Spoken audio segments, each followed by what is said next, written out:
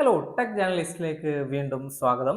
അപ്പോൾ നമ്മൾ ഇന്ന് പറയാൻ പോകുന്നത് S24 ഫോണുകളെ കുറിച്ചാണ്. അപ്പോൾ S24 എനിക്ക് എക്സ്പീരിയൻസ് ചെയ്യാനുള്ള ഒരു അവസരം ലഭിച്ചു. S24 അൾട്ര എന്നീ ഫോണുകൾ എക്സ്പീരിയൻസ് ചെയ്തു.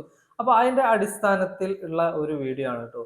തീർച്ചയായിട്ടും ഈ വീഡിയോ ഈ ഫോണുകൾ അപ്ഗ്രേഡ് ചെയ്യാൻ പോകുന്നത്, അതായത് S23 അല്ലെങ്കിൽ S22 ഉപയോഗിക്കുന്ന ആൾക്കാർ അതിന്ന് അപ്ഗ്രേഡ് ചെയ്തിട്ട് S24 അപ്ഗ്രേഡ് ചെയ്യാൻ പോകുന്ന ആൾക്കാർക്ക് ഉപകാരപ്പെടുന്ന ഒരു വീഡിയോ ആയിരിക്കും തീർച്ചയായിട്ടും ഇത്.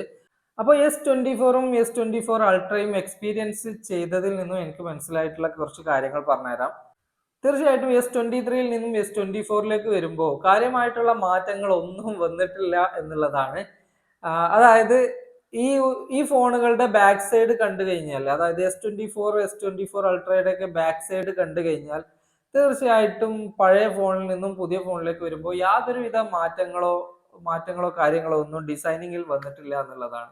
ആകെ ഹാർഡ്വെയറിൽ വന്ന മാറ്റങ്ങൾ എന്ന് പറഞ്ഞാൽ മെറ്റീരിയൽസിൽ മാറ്റങ്ങൾ വന്നിട്ടുണ്ട്. നമ്മൾ മുൻപത്തെ വീഡിയോയിൽ പ്രഡിക്റ്റ് ചെയ്ത പോലെ തന്നെ മെറ്റീരിയൽസിൽ മാറ്റങ്ങൾ വന്നിട്ടുണ്ട്. അതായത് S24 അൾട്രയിലേക്ക് വരുമ്പോൾ അത് അലുമിനിയം ബോഡിയിൽ നിന്നും ടൈറ്റാനിയം ബോഡിയിലേക്ക് മാറ്റിയിട്ടുണ്ട്. കുറച്ചുകൂടെ ഹാർഡ് ആയിട്ടുണ്ട് എന്നാണ് പറയുന്നത്. അതേപോലെ വെയിറ്റ് കുറഞ്ഞിട്ടുണ്ട്. അതുപോലെ തന്നെ കാര്യമായിട്ടുള്ള മറ്റൊരു മാറ്റം വന്നത് S24 അൾട്രയിൽ കർവ്ഡ് ഡിസ്പ്ലേ, പഴയ ഫോൺ അതായത് S23 അൾട്രയിലൊക്കെ കർവ്ഡ് ഡിസ്പ്ലേ ആയിരുന്നു.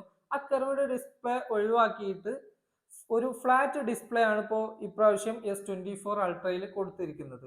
ഹാർഡ്വെയറിൽ ആകെ നമുക്ക് കാണാൻ പറ്റുന്ന ഒരു മാറ്റം അത് മാത്രമാണ്. ഡിസ്പ്ലേ ഫ്ലാറ്റ് ഡിസ്പ്ലേ ആക്കി എന്നുള്ളത് മാത്രമാണ് ഹാർഡ്വെയറിൽ വന്നിട്ടുള്ള മാറ്റം.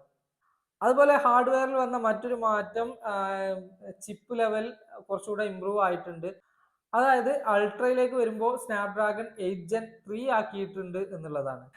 പക്ഷെ S24 എടുക്കുന്ന ആൾക്കാരെ സംബന്ധിച്ചിടത്തോളം അവരെ ഡിസ്കംഫർട്ട് ആക്കുന്ന ഒരു കാര്യം എന്ന് പറയുന്നത് ആ രണ്ട് ഫോണിലും നൽകിയിരിക്കുന്നത് എക്സിനോസ് ആണ് എന്നുള്ളതാണ്. പിന്നെ AI കാര്യം കുറച്ച് പറയാനുണ്ട്. AI കാര്യം വളരെ അബദ്ധമാണ് എന്നുള്ളതാണ് പറയാനുള്ളത്. അപ്പോൾ അതിനെക്കുറിച്ച് നമുക്ക് പറയാം. അതിന് മുന്നേ വേറൊരു കാര്യം പറയാം.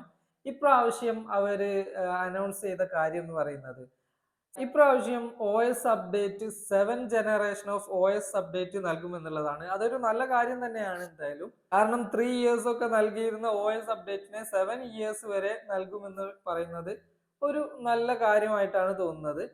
പക്ഷെ ഒരു 7 years ഒക്കെ ഒരു ഫോൺ ഒരാൾ കൊണ്ടുനടക്കുക എന്നുള്ളത് നമ്മൾ ആലോചിക്കേണ്ട ഒരു കാര്യമാണ് കേട്ടോ. ഇപ്പൊ ഞാൻ പറഞ്ഞ പോലെ ഈ 7 years ഒക്കെ ഒരു ഫോൺ എങ്ങനെ കൊണ്ടുനടക്കും? കാരണം ഇതിന്റെ ബാറ്ററി കാര്യങ്ങൾ ഇതിനൊക്കെ ഒരു പരിധി ഉണ്ട്, ഇതിനൊക്കെ ഒരു എക്സ്പയറി ഡേറ്റ് ഉണ്ട്.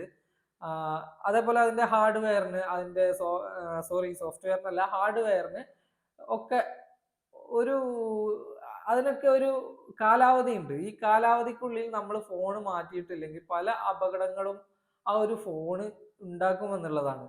നിങ്ങളിപ്പോ കണ്ടിട്ടുണ്ടാവും, പല സ്ഥലത്തും ചില ഫോണുകൾ പൊട്ടിത്തെറിച്ചിട്ടുള്ള അപകടങ്ങളൊക്കെ നമ്മൾ കണ്ടിട്ടുണ്ടാവും. അതേപോലെ തന്നെ അതിന്റെ ലൈഫ് ഇപ്പൊ ഒരു പ്രത്യേകിച്ചും ഒരു എസ് സീരീസിലുള്ള, അതായത് സാംസങ്ങിന്റെ ഗാലക്സി എസ് സീരീസിലുള്ള ഫോണുകൾ ഉപയോഗിക്കുന്നവരെ സംബന്ധിച്ചിടത്തോളം അവർക്ക് ആ ഫോണ് ഇടയ്ക്കിടയ്ക്ക് മാറ്റിക്കൊണ്ടിരിക്കേണ്ടി വരും. മിനിമം പോയാൽ ഒരു 2 years ഒക്കെ അവർ ഉപയോഗിക്കുള്ളൂ. അപ്പോൾ ഫോൺ മാറ്റുന്നവരെ സംബന്ധിച്ചിടത്തോളം ഈ 7 years അപ്ഡേറ്റ് കിട്ടിയിട്ടൊന്നും വലിയ കാര്യം ഉണ്ടെന്നുള്ളത് തോന്നുന്നില്ല.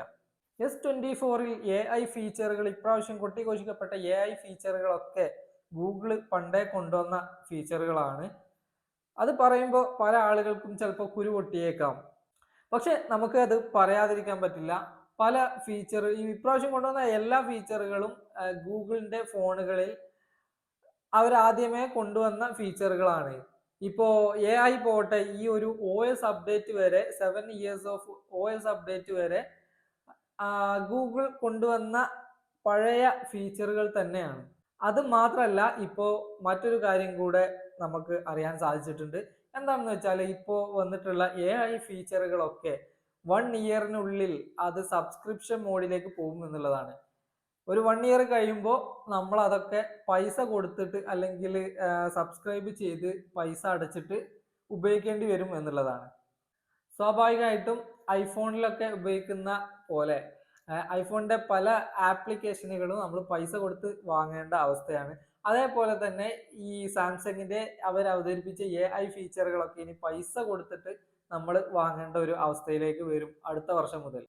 അപ്പൊ പിന്നെ അവർ ഈ കൊട്ടിഘോഷിച്ച് അവതരിപ്പിച്ച AI ഫീച്ചറുകൾ കൊണ്ട് എന്താണ് കാര്യം എന്നുള്ളത് നമ്മളൊന്ന് ചിന്തിക്കുക. ഈ ഒരു ഫോണിലേക്ക് അപ്ഗ്രേഡ് ചെയ്യാൻ പോകുന്നവരും ഈ ഫോൺ എടുക്കാൻ പോകുന്നവരും, അതായത് ഓവർ പ്രൈസ്ഡ് തന്നെയാണ് ഫോണ്. അത്രയും പോകുന്ന ഒരു ഫീച്ചറുകളൊന്നും അതിലില്ല. അപ്പോൾ ഓവർ പ്രൈസ്ഡ് ആണ്. അപ്പോൾ S23 നിന്നും S24 അല്ലെങ്കിൽ S22 നിന്നും S24 അപ്ഗ്രേഡ് ചെയ്യാൻ ഉദ്ദേശിക്കുന്നവർ ഈ S24 എടുക്കണോ വേണ്ടേ എന്നുള്ളത് നിങ്ങൾ തീരുമാനിക്കുക. അതുപോലെ തന്നെ S24 എടുക്കാൻ പോകുന്നവരും ചിന്തിക്കുക. S24 ഇറങ്ങിയതോടുകൂടി S23 S22 ഒക്കെ പ്രൈസ് കുറഞ്ഞിട്ടുണ്ട്. ഇനിയും കുറയാനാണ് ചാൻസ്. അപ്പോൾ ഒന്ന് റീതിങ്ക് ചെയ്യുക നിങ്ങൾ. അത്രയും പൈസ കൊടുത്തിട്ട് S24 അല്ലെങ്കിൽ S24 Ultra ഒക്കെ എടുക്കണോ എന്നുള്ളത് ഒന്നുകൂടെ റീതിങ്ക് ചെയ്യുക. അപ്പോൾ ഇന്നത്തെ വീഡിയോ ഇത്ര മാത്രമേ ഉള്ളൂ. എന്തായാലും പുതിയ ഫീച്ചറുകളും പുതിയ വീഡിയോസും ടെക് ലോകത്തെ പുതിയ ന്യൂസുകളും ഒക്കെ ആയിട്ട് വീണ്ടും വരാം. അതുവരേക്കും എല്ലാവർക്കും ശുഭദിനം.